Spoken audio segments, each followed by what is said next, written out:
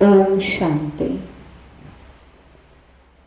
आज बाबा की अव्यक्त वाणी है। ये है 25/1/1969। आज की वाणी में बाबा ने बताया समर्पण की ऊंची स्टेज श्वासों श्वास समृद्धि। समर्पण की सबसे ऊंची स्टेज क्या है? श्वासों श्वास समृद्धि रखना। अव्यक्त स्थिति में स्थित होकर अव्यक्त को व्यक्त में देखो। आज एक प्रश्न पूछ रहे हैं, सर्व समर्पण बने हो? सभी ने कहा सर्व समर्पण है ही। ये सभी का विचार है या और कोई का कोई और विचार है? सर्व समर्पण किसको कहा जाता है? सर्व में यह देह का भान भी आता है। देह ले लेंगे तो देनी भी पड़ेगी, लेकिन देह का भान तोड़कर समर्पण बनना है। आप क्या समझते हो? देह के अभिमान से भी संपूर्ण समर्पण बने हो? मर गए हो व मरते रहते हो। देह के संबंध और मन के संकल्पों से भी तुम देही हो, आत्मा हो। यह देही का अभिमान बिल्कुल ही टूट जाए, तब कहा जाए सर्व समर्पणमय जीवन।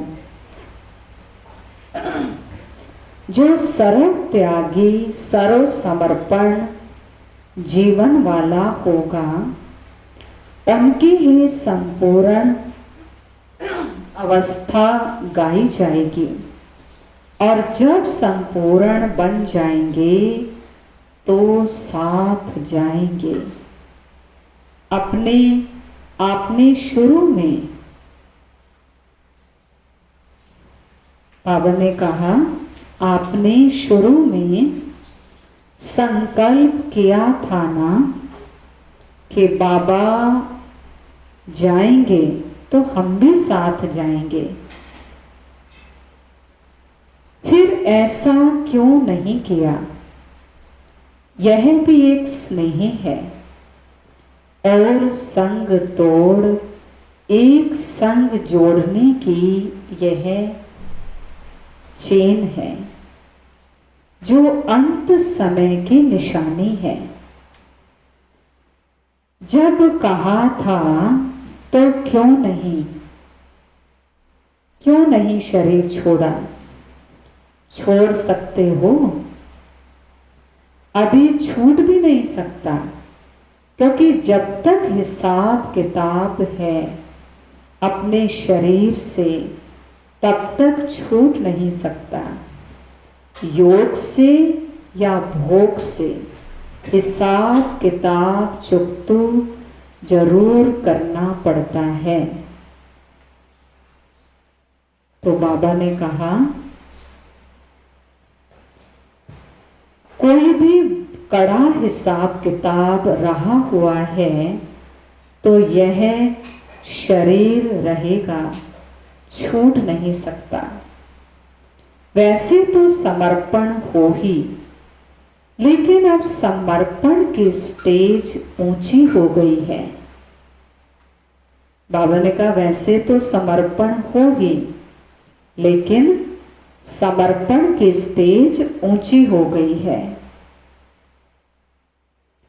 समर्पण उसको कहा जाता है जो श्वासों श्वास समृद्धि में रहे। बाबा ने कहा एक भी श्वास विस्मृति का ना हो, हर श्वास में स्मृति रहे। और ऐसे जो होंगे उनकी निशानी क्या है? जो ऐसे होंगे, बाबा ने कहा, उनकी निशानी क्या है? उनके चेहरे पर क्या नजर आएगा, क्या उनके मुख पर होगा, मालूम है?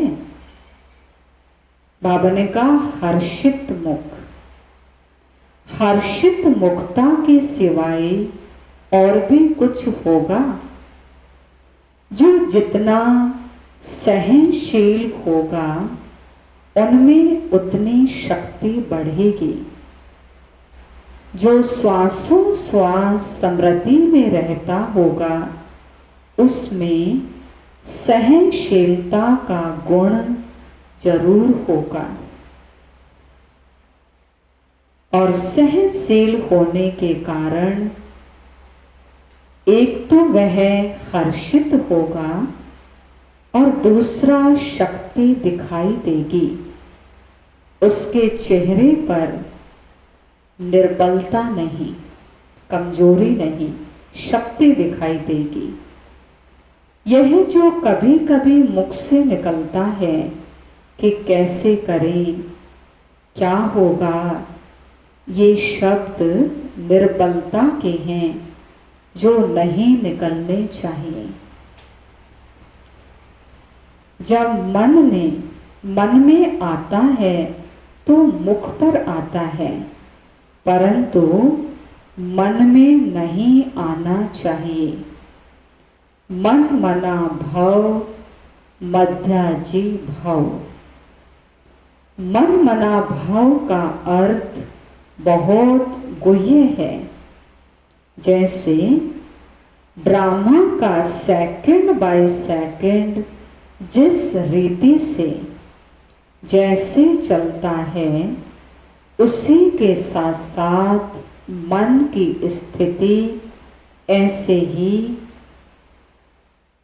ड्रामा की पटरी पर सीधी चलती रहे, जरा भी हिले नहीं, चाहे संकल्प से चाहे वाणी से। ऐसी अवस्था हो, है ना। बाबा ने कहा, स्थिति जरा भी हिले नहीं, ड्रामा की पटरी पर चल रहे हो, परंतु कभी कभी रुक जाते हो। मुख कभी कभी हिल जाता है, मन की स्थिति हिलती है, फिर आप पकड़ते हो। यह भी जैसे एक दाग हो जाता है, रजिस्टर पर दाग लग जाता है। फिर भी एक बात अब तक भी कुछ वाणी तक आई है, प्रैक्टिकल में नहीं आई है। कौन सी बात वाणी तक आई है, प्रैक्टिकल में नहीं। यही ड्रामा की ढाल जो सुनाई, लेकिन और बात भी बता रहे थे।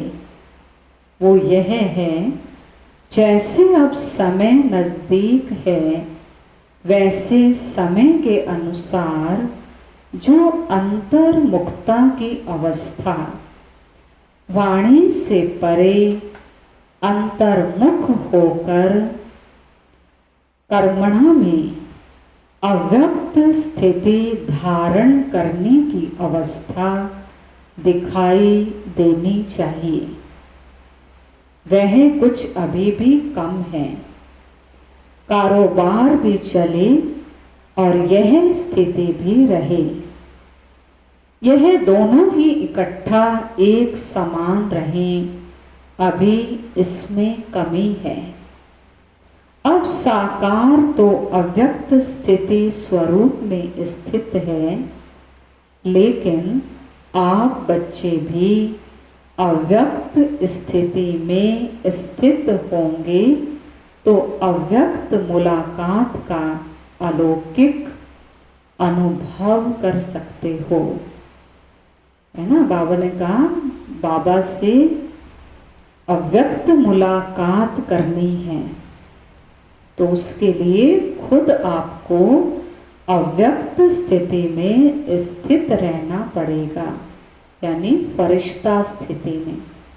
तब ब्रह्मा बाबा से मुलाकात कर सकते हैं। एक मुख्य बात और भी है, वर्तमान समय ध्यान पर देते हैं, जो तुम्हारे में होनी चाहिए वह कौन सी है। कोई को आता है जो मुख्य साकार रूप में भी कहते थे अमृत वेले उठना। अमृत वेले का वायुमंडल ऐसा ही रहेगा। साकार में अमृत वेले बच्चों से दूर होते भी मुलाकात करते थे, लेकिन अभी जब अमृत वेले चक्कर लगाने बाबा आते हैं तो वह वायुमंडल देखा नहीं है। क्यों, थक गए क्या? इस अमृत वेले के अलौकिक अनुभव में थकावट दूर हो जाती है, परंतु वह कमी देखने में आती है। ये बाप दादा की शुभ इच्छा है कि जल्दी से जल्दी इस अव्यक्त स्थिति का हर एक बच्चा अनुभव करे। वैसे तो आप जब साकार से साकार रीति से मिलते थे तो आपकी आकारी स्थिति बन जाती थी, फरिश्ता स्थिति बन जाती थी जब ब्रह्मा बाबा से साकार में मिलते थे। अब जितना जितना अव्यक्त आकारी स्थिति में स्थित होंगे उतना ही अलौकिक अनुभव करेंगे, है ना। तो ये बाबा ने इस मुरली में बताया कि संपूर्ण समर्पण, है ना, समर्पणता की ऊंची स्टेज बताई बाबा ने। श्वासों श्वास बाबा को याद करना, श्वासों श्वास स्मृति रखना। तब बाबा ने कहा आपकी वो स्थिति ब्रह्मा बाप समान बन सकेगी, अव्यक्त फरिश्ता, अव्यक्त स्थिति। और अव्यक्त स्थिति में ही, फरिश्ता स्थिति में ही ब्रह्मा बाबा से मिलन मना सकते हैं वतन में। अच्छा, ओम शांति।